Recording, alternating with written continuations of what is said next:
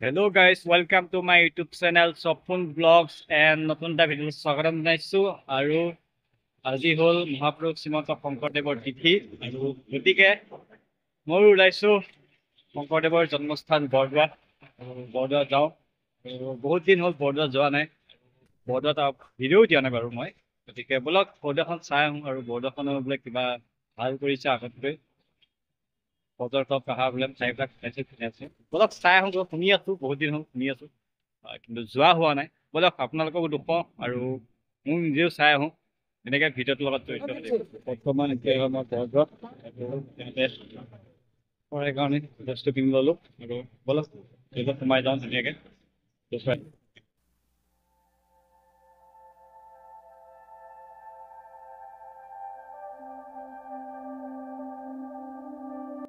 বৰদোৱা এক পৰম্পৰা আছে আৰু প্ৰথম মুখ্য গৃহতে চাকি ধূপ জ্বলাই ল'ব লাগিব আৰু তাৰ পিছতহে আমি ভিতৰলৈ যাব পাৰিম।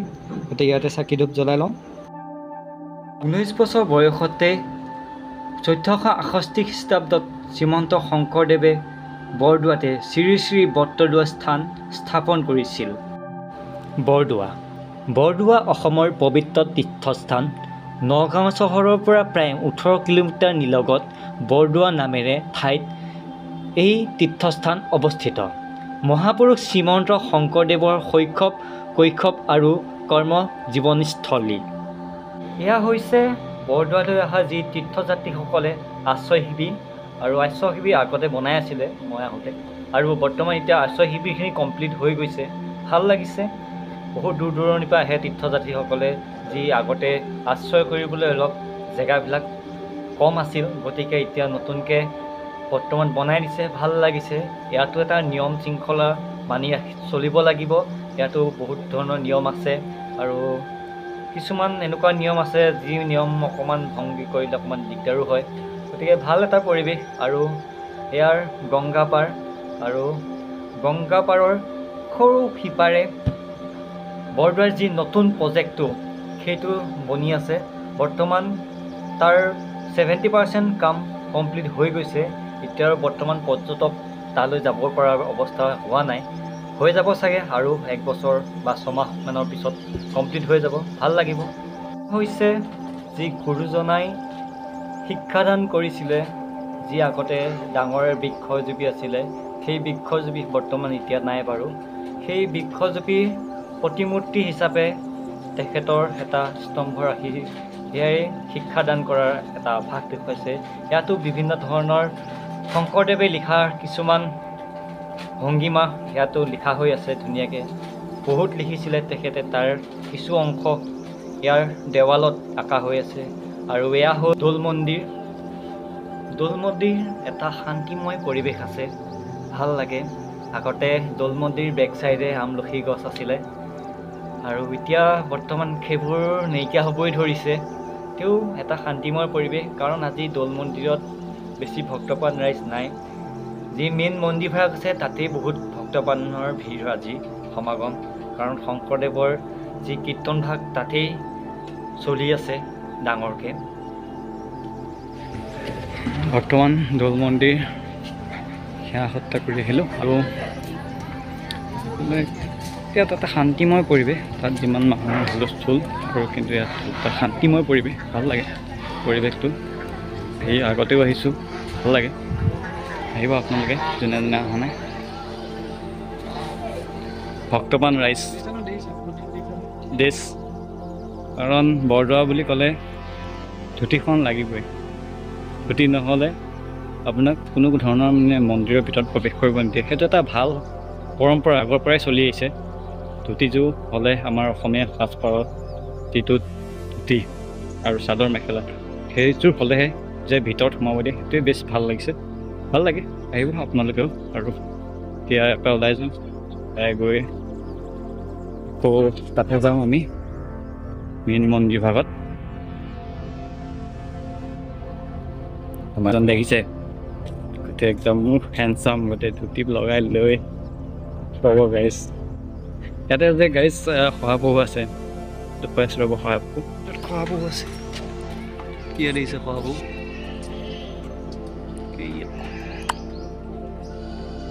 সৰু আছে ধুনীয়া লাগে শুই আছে একদম নিশ্চিন্ত মনে এইকেইটা অকণমান গাৰ বেয়া চাগে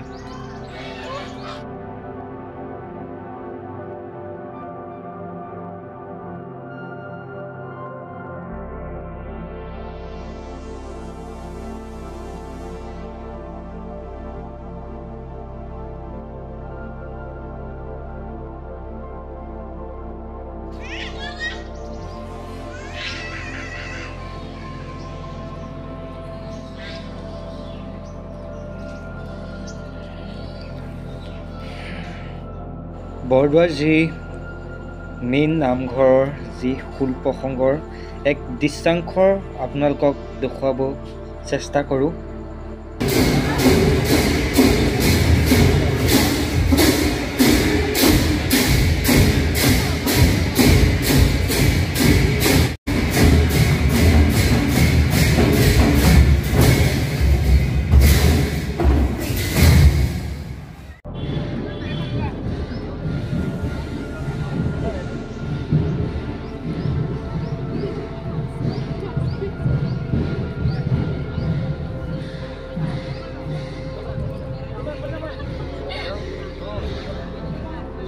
চব গাঁৱৰ মাছ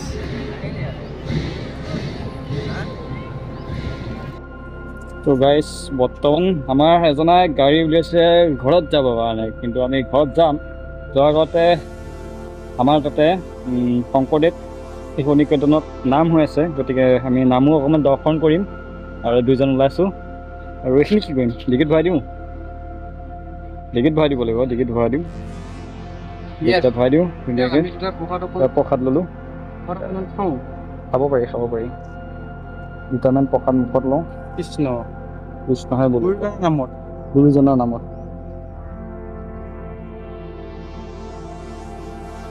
দুটামান বুলি ক'লোঁ যে গাইজ মুখত দুটামানে সোমাইছে বাকীখিনি পৰিলে নহয় বুলি গাইজ এয়া আছিলে বৰদোৱা ত' ইয়াতে গাড়ী চাড়ী থলোঁ কৰি লৈ দোকানখনৰ পৰাই বস্তু কিনিলোঁ আহিব আপোনালোকে তাতে গাড়ী থ'ব পাৰিব ন' পাৰ্কিং চাৰ্জ আহিব ধুনীয়া তাৰপৰা দোকানৰ পৰা ফল মূল যিবিলাক লাগে বস্তু থাকিলে ধুনীয়াকৈ খাবলৈ গুচি যাব পাৰিব আৰু অলপ ধুনীয়াকৈ চাই থাকক ভিডিঅ'টো হেল্ল' গাইজ বৰ্তমান মই এতিয়া ফুলগুৰি শংকৰদেৱ শিশু নিকেতনত উপস্থিত আৰু ইয়াতে হৈ আছে দিহানাম হৈ আছে চলি আছে বৰ্তমান মোৰ অহা অলপ পলমো হ'ল আৰু যি শিশু ষ্টুডেণ্টবিলাকে যি নাম প্ৰদৰ্শন কৰিছিলে সেইবোৰ মই আহি চাব নোৱাৰিলোঁহি আৰু বৰ্তমান বেকগ্ৰাউণ্ডত বহুত চাউণ্ডো হৈ আছে গতিকে মই ভইচ পিছত দিবলগীয়া হৈছে গতিকে বেয়া নাপাব আৰু চাই থাককচোন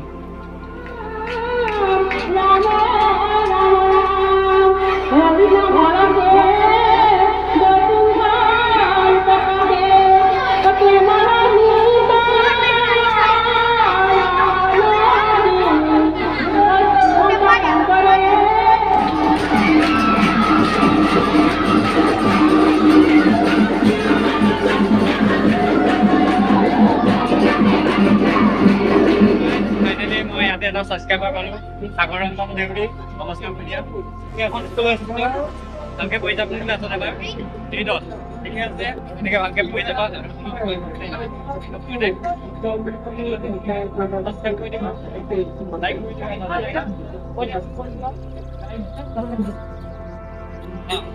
সো গাইজ ভিডিঅ'টো ইমানেই আছিলে আৰু মই এতিয়া ফুলগুৰি শংকৰদেৱ স্কুলৰ পৰা ওলালোঁ আৰু এইটো মোৰ ফ্ৰণ্টত আছে LG ডিলাৰ আৰু LG ডিলাৰ বুলি ক'লে ফুলগুৰিত বুলি ক'লে এইটো একদম পূৰা এটা বিখ্যাত আৰু ইণ্ডিয়াৰ ভিতৰত 4 নম্বৰ স্থানত মানে আছে নেকি মই জানাত আৰু গতিকে জানি আপোনালোকে যোনে যোনে আহিছে LG ডিলাৰ আৰু মই শংকৰদেৱ স্কুলৰ পৰা ওলালোঁ গতিকে ব'লক ভিডিঅ'টো ইমানেই আছিলে ভিডিঅ'টো চাই যদি ভাল পালে like and comment and subscribe কৰি দিব থেংক ইউ